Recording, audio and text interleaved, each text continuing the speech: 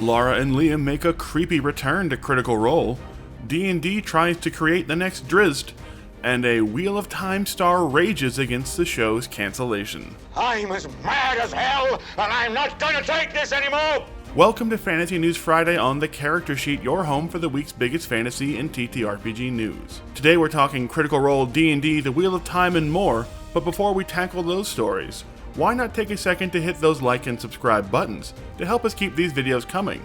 And then, let's dive into the news. It took half the mini-season for them to arrive, but Laura Bailey and Liam O'Brien finally made their Age of Umbra debut with some truly unhinged new characters. Liam's character, Screeve in particular, seems borderline insane, and in true Liam fashion nearly died in his very first combat trying to push his luck as far as possible. Lara's character, Adelia, meanwhile, is a kind of weird, pale-haired nightmare child that you'd expect from a Children of the Corn movie, whose magical power is basically disassociation. They all joined up with the original survivors to take on a Rot Lord, a sort of powerful, decaying mushroom colony monster, in a combat that once again saw Sam's Fawn Ranger Snicks get the boss kill for what is now the fourth time in a row, we believe, although he was joined in his how do you want to do this moment by Talisman's character August this time. But it all set up the idea that they were clearly running out of time before something in this terrifying hive became fully alerted to their presence. The more lore that Matt drops about this setting, the better and better it becomes, and we've truly entered into the kind of horrifying dungeon that would feel completely at home in a game like Bloodborne, with some kind of false holy man running around imprisoning travelers and horrific rot monsters roaming the halls.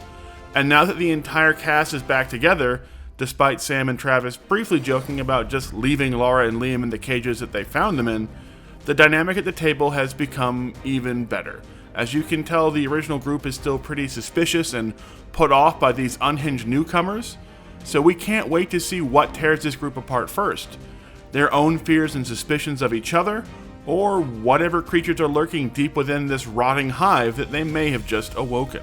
Shit, this got real! In other Critical Role news, it's clear that Matt Mercer and Marisha Ray have some big plans for future Magic the Gathering Commander content on the Critical Role channel, as they were joined by Iffy Wadiway and Whitney Moore, with all of them playing somewhat tuned-up versions of the new Final Fantasy Magic the Gathering Commander decks.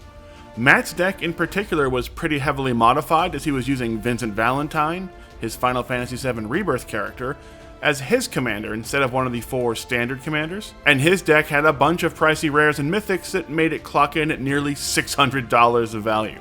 But you can tell that they are committed to making more of these Magic the Gathering streams, as they've improved their overlay to now include links to all the decks being played over on TCG Player. They've got better camera angles to show off the players' mats and cards, and better mats to show off the cards on top of that. And Matt made sure that everyone was explaining what their cards did as they were played to keep the audience involved and informed.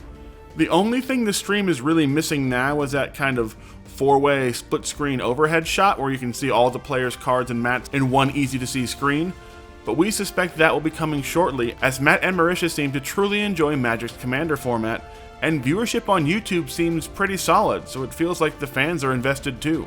At this rate, we'd expect them to start dropping these every time there's a new Commander release on the horizon, so keep your eyes peeled for more Magic content once the cast returns from the Australia wing of their live tour. It's about damn time.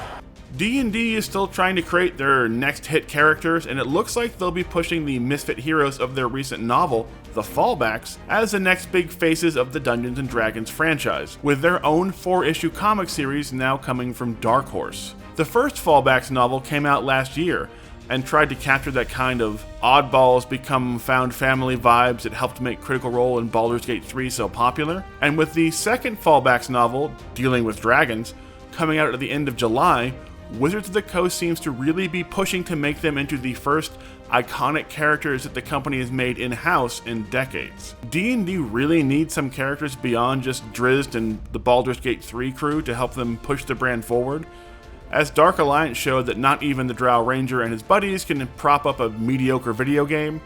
So could the Fallbacks finally be the new breakout stars that Dungeons & Dragons so badly needs? With this comic series coming in October, and the latest entry in the Fallbacks novel series dropping July 29th, we shouldn't have to wait too long to find out what the fans really think of D&D's new team. Come on, give me it. Give me it. And finally, the Wheel of Time's biggest star, the amazing Rosamund Pike, who played Moiraine Damodred in the now cancelled series, based ever so loosely on Robert Jordan's iconic fantasy series, has finally broken her silence about the show's cancellation, and she isn't happy.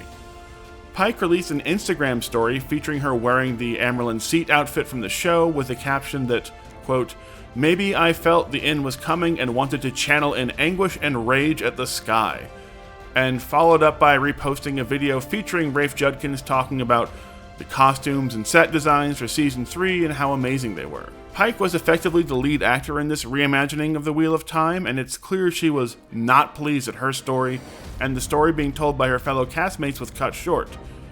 Although, unlike showrunner Rafe Judkins, she didn't offer a somewhat nonsensical defense about not knowing why the show was cancelled, as she clearly states that, maybe she felt the end was coming. But clearly, we can see how much the role of Moiraine meant to her, and we can only hope that perhaps someday she'll get the chance to reprise that role if Amazon finally decides to part way with the streaming rights to the Wheel of Time and give another studio a crack at that classic fantasy series. And that's all we have for this week. Let us know what your favorite story was down in the comments, and don't forget to hit those like and subscribe buttons.